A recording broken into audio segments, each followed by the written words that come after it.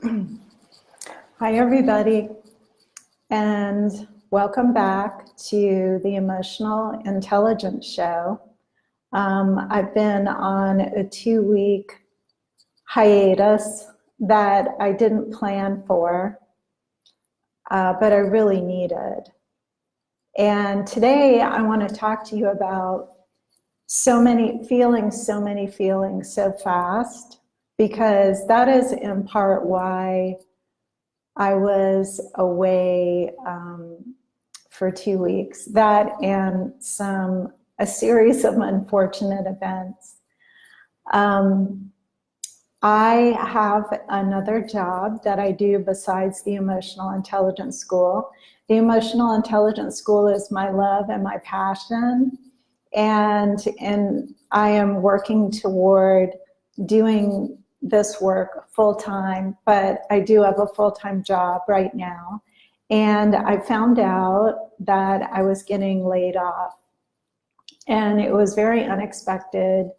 And I had my hopes set on this being my last job before I went full-time into the Emotional Intelligence School. So it was quite a letdown. And then my car broke, and then my computer broke. And this all happened within 2 weeks.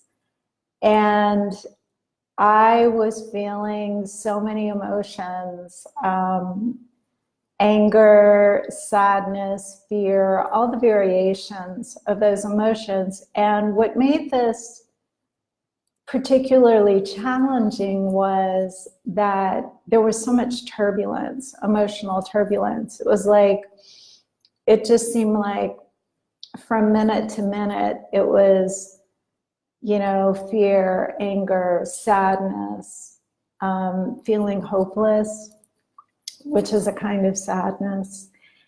And I started to have a lot of resistance to feeling so many emotions at one time, so fast. Like, I've been practicing emotional intelligence for 5 years, and I've been used to pretty smooth sailing, being able to just process things, even like very difficult things might, maybe take me like a couple of hours, or if it's really difficult, like, maybe 4 hours.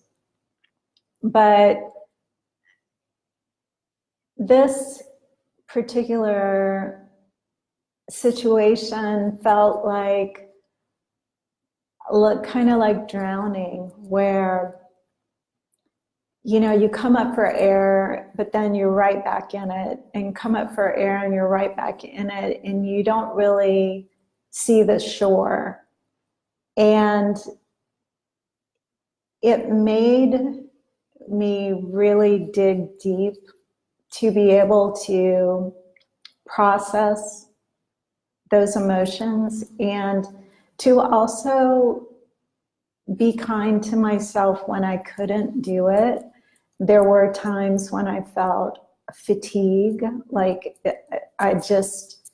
it's too much and I'm too tired. And to just give myself permission to, zone out. Or, sometimes zoning out just happened, and to just realize it. And then to just say, it's okay. You're going through a lot right now, a lot of unexpected changes, a lot of,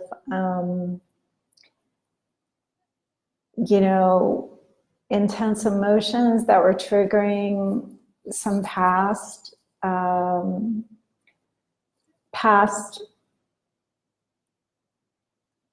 tapping into past situations that required a lot of awareness to separate them out.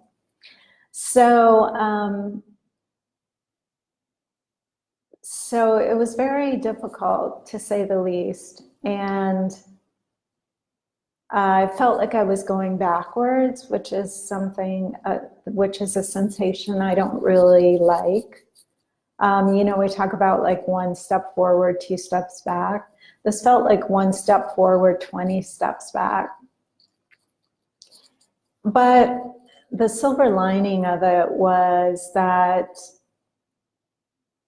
there were things that I needed to address and course corrections that I needed to make that I was trying to outrun.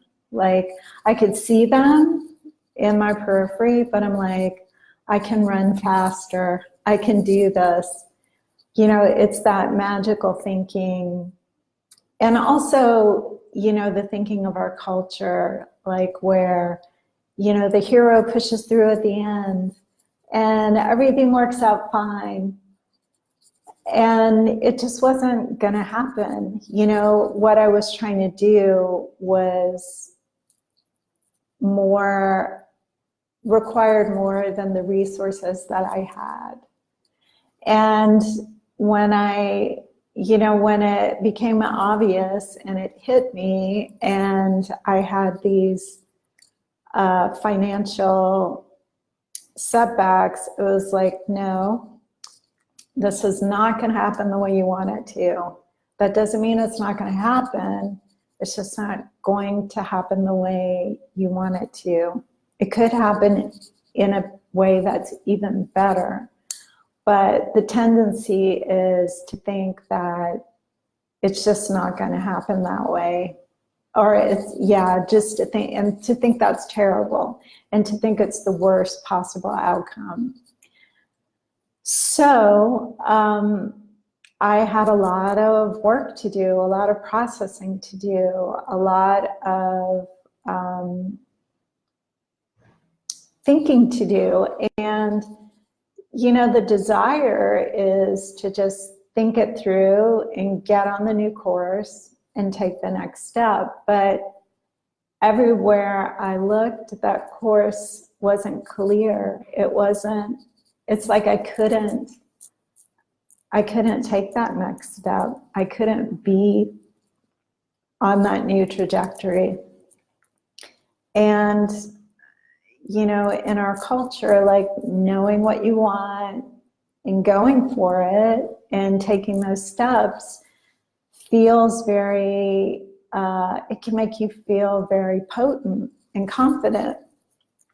And I was in this complete place of not knowing, like not being able to know.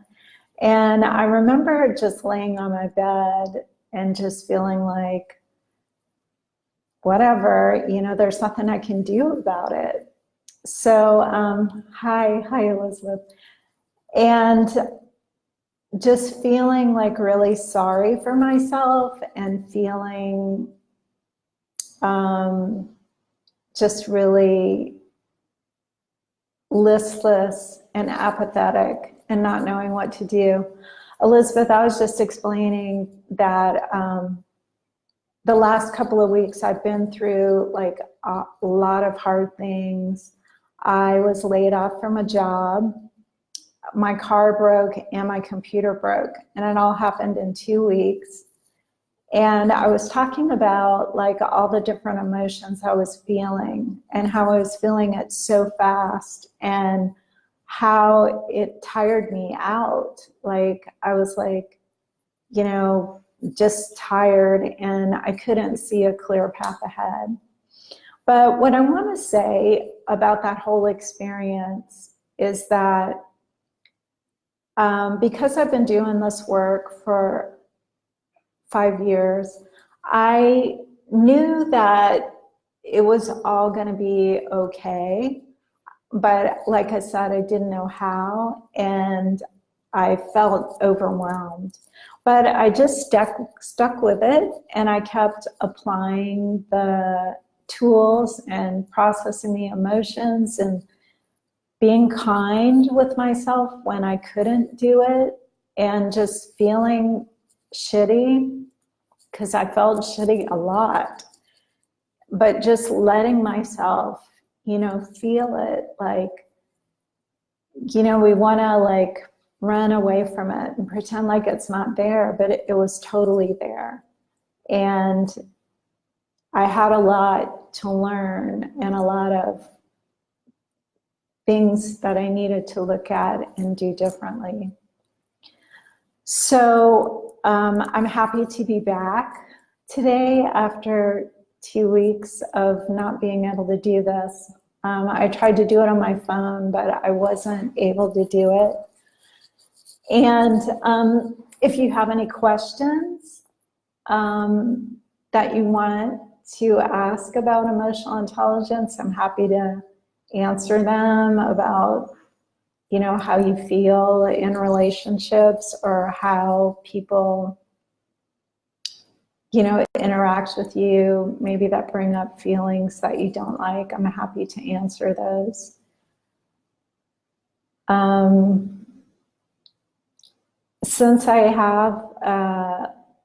Since I was laid off, I am looking for like new work, and I'll get right back on track. Got the car fixed, got the computer fixed. Now we're just working on the job to get back on course so that I can continue to build the Emotional Intelligence School and help women to tap into all of that power that is in your emotions. There's so much power there and wisdom. And we have been taught that our emotions are silly and that they don't matter, or that we're too emotional, or that we're crazy. Yesterday, I saw a thing on Facebook from a group on narcissism where the woman was saying, you know, the reason that the reason that a narcissist says you're crazy is to control you.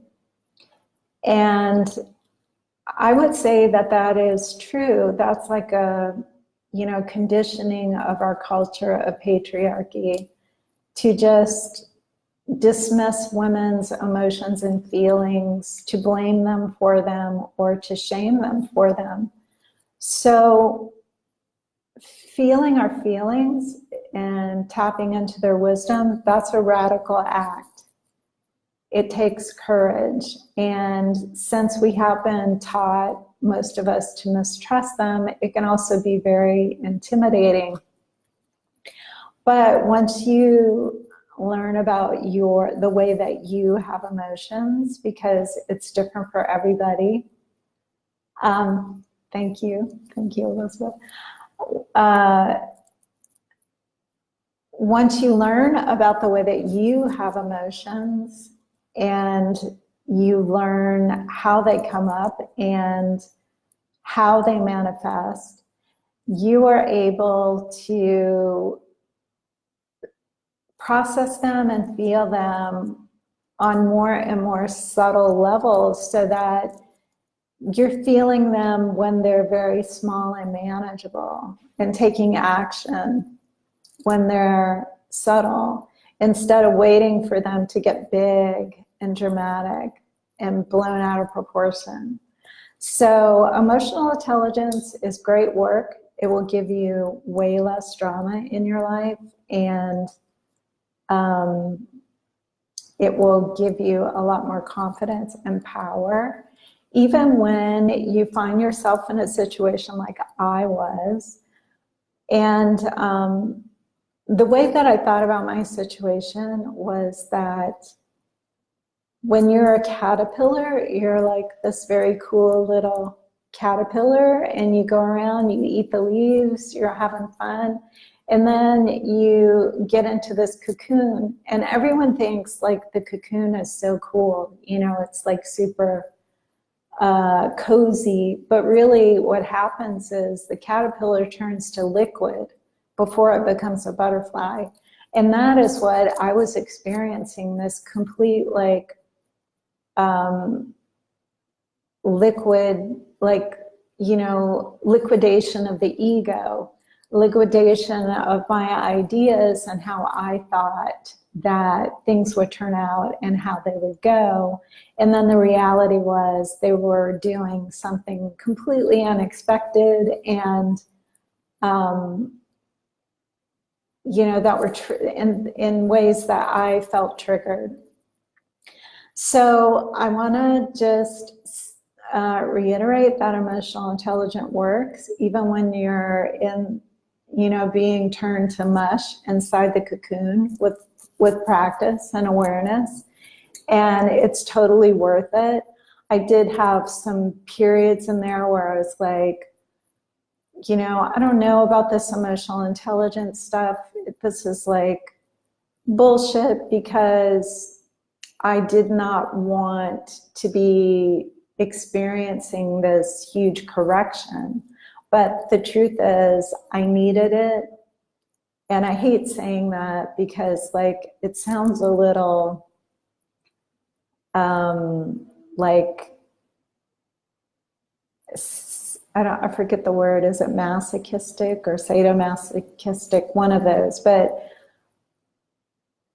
it had to happen, and emotional intelligence did get me through it. And that's the bottom line. So if you would like to learn more about emotional intelligence, learn how to learn the skills so that you can tap into your emotions at more and more subtle levels and with more and more skill, so that your emotions become your allies and not something that you're trying to avoid or run away from.